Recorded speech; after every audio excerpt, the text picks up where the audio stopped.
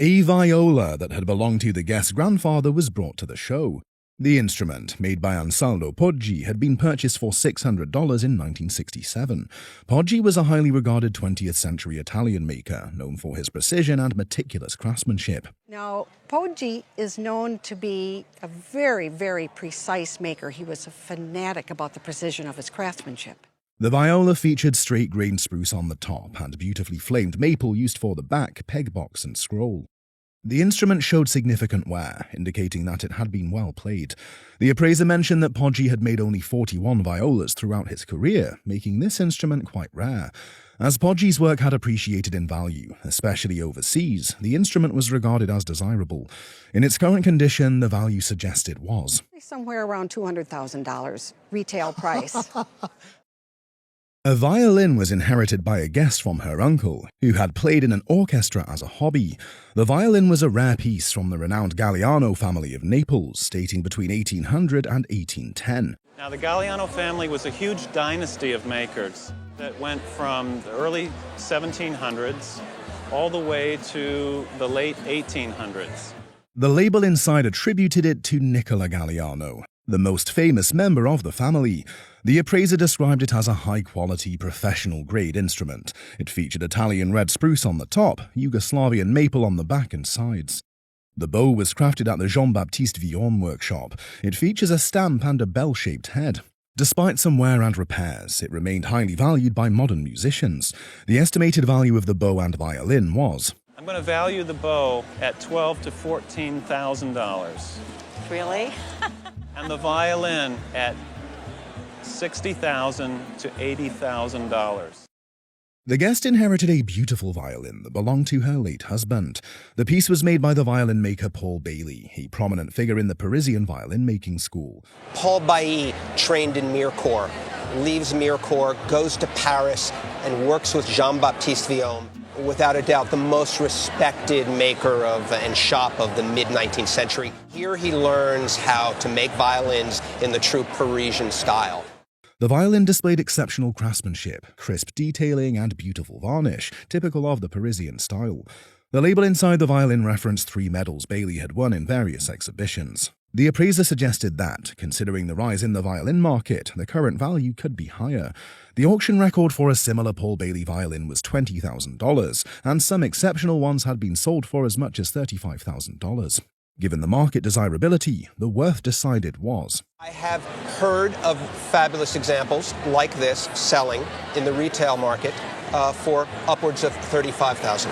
Oh my gosh. The guest shared that she grew up playing the violin and acquired the instrument in 1984. The violin had a beautiful complete label with a small family crest and the date September 15th.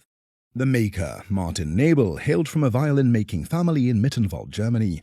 The label's details, especially the handwritten FN, suggested a well-crafted instrument. The violin was constructed from high-quality materials. The back was made of maple, the belly of spruce, with matching maple used for the ribs, neck, and scrolled pegbox.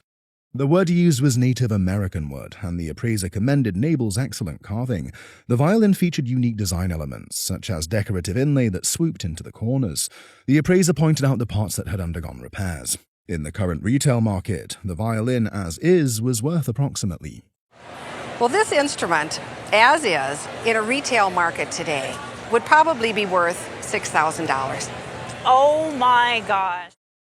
The guest shared a personal story about receiving the violin as a gift from her great-uncle. The violin had been purchased by the guest's uncle for $800, a significant sum at the time. The violin was identified as a piece made by François Breton in Mirecourt, France, around 1830. The appraiser admired the fine craftsmanship, varnish quality, and design. The violin's wood was exceptional, particularly the tight flamed maple on the back, which was described as among the best wood seen on violins. Recognizing it as a high-quality professional instrument, the value suggested was... I would expect this to be hanging on the wall of a good violin shop with a price tag of between $15,000 and $20,000 at retail. An exquisite violin was showcased at the show. The wonderful piece was made by the guest's grandfather, Nicolas Heinz, a violin maker. The appraiser shared background details about Nicolas, who began his violin-making career at the age of 14. So he studied with Frederick Koenig, who was a violin maker in New York City. So your grandfather, from the age of 14 to 19 years old, trained with one of the top makers in the United States. The violin brought in had a label inside that read Nicholas Heinz, violin maker and repairer, along with a brand marked into the wood, N. Heinz. The item was made with traditional materials, a spruce belly and flamed maple for the back and ribs. The pegs and tailpiece, although beautifully carved, were likely purchased from Germany. The bow was identified as a French bow, stamped Paris, and while the tip plate had broken off, it did not affect its condition. Given the condition, the value suggested for the bow and violin was... I would value this bow at $4,000. Holy Hannah. Wowzer. Shut the front door, girl. Wow. Wonderful. The violin I would value My baby. at $12,000. It's a master quality instrument. Oh, sweetie, I love that. A cello was showcased that had been owned by the guest for 25 years. The cello dated back to between 1800 and 1820 and was German, likely from the Klingenthal region.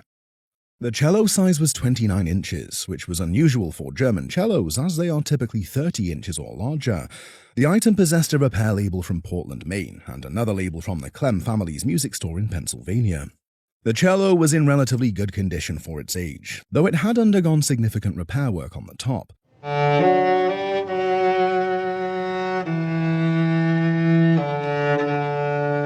The top was made of Bavarian spruce, while the back, sides, and neck were made of Bavarian maple, all of which were original. The cello featured a unique scroll and was originally made in the Baroque style.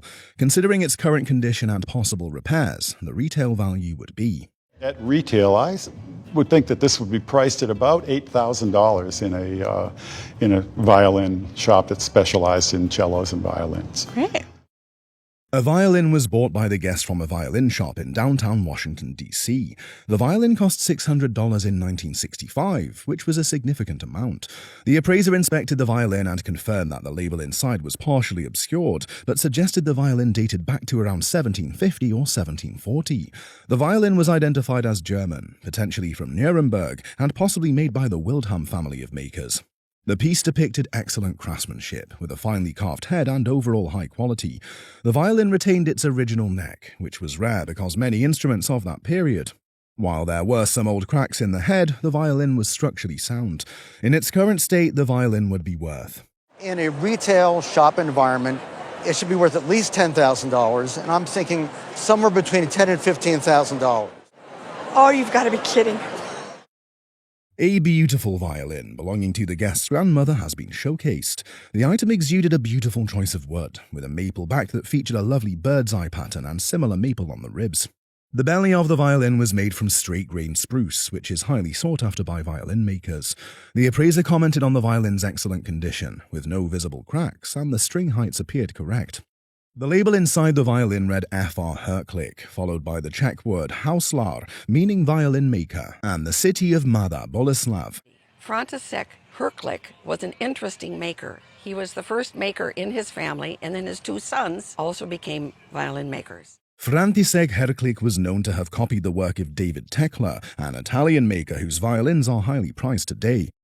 In today's market, the appraiser valued the violin at around...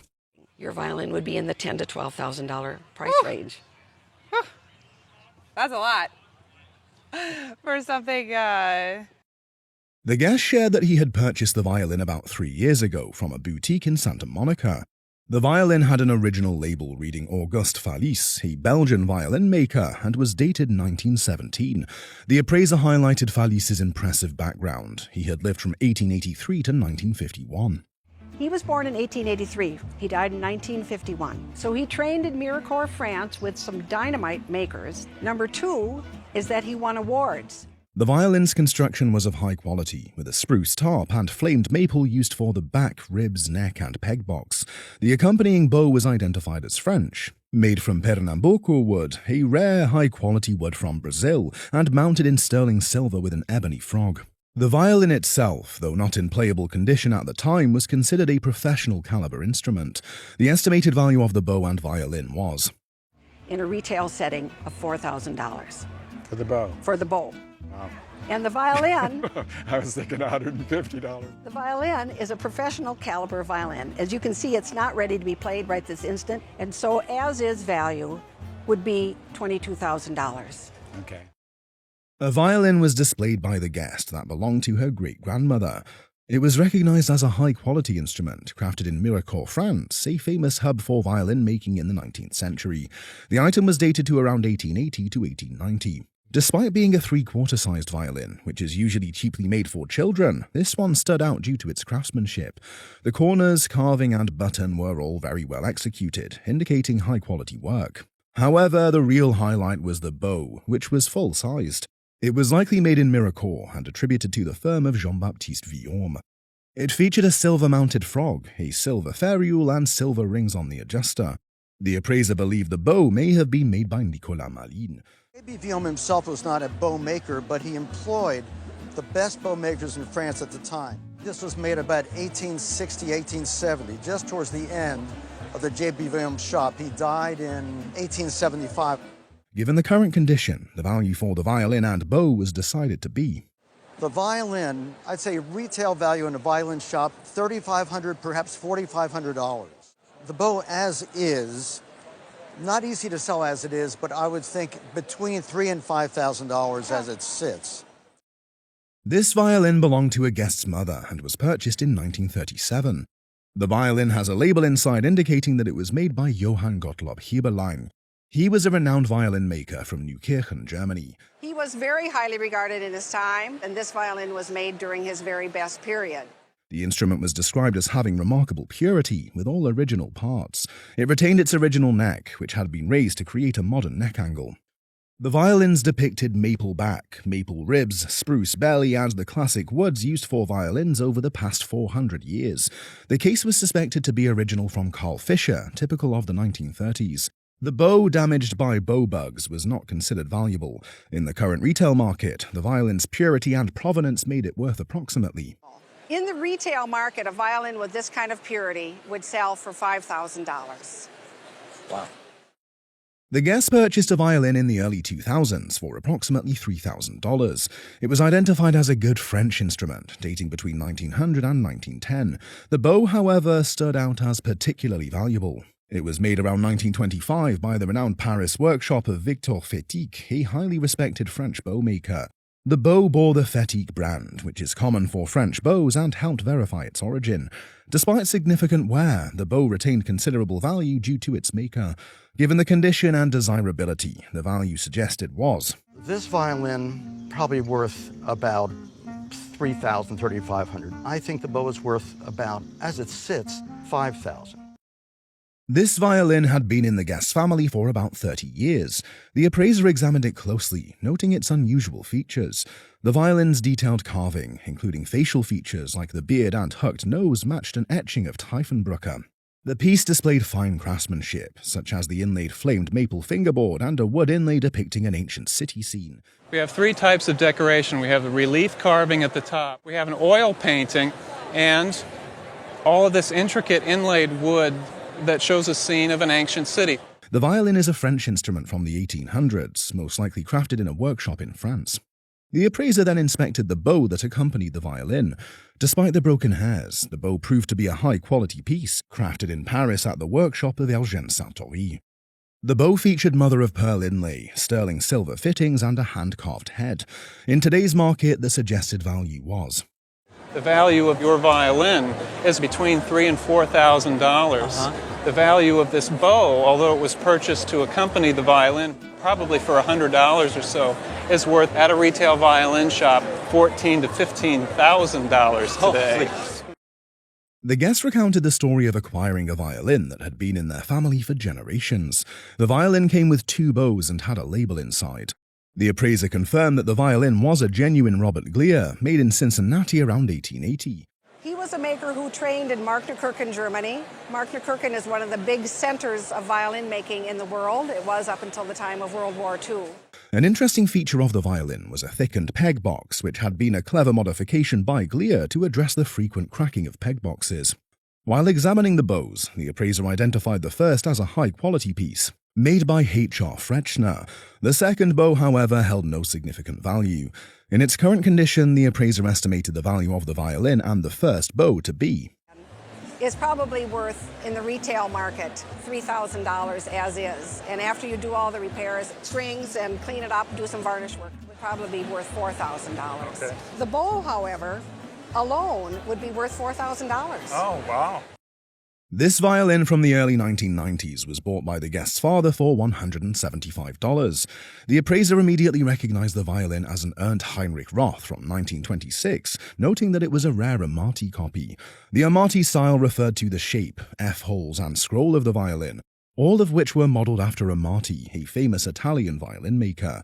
This violin, with its high quality, was made in the 1920s to 1930s, a period considered the most desirable for Roth instruments. The label inside the violin showed Roth's name, the year 1926, and marked it as an Amati copy. It had a one-piece back and was finished with an oil-based varnish, fading from a reddish-brown to a golden color. The top was made from Italian spruce, which was typical for high-quality Roth instruments. The bow that came with the violin was of low quality and infested with bugs, making it essentially valueless. Additionally, the case didn't contribute to the violin's value. The value suggested for the piece was I would put a retail value on that of $10,000. Oh my goodness.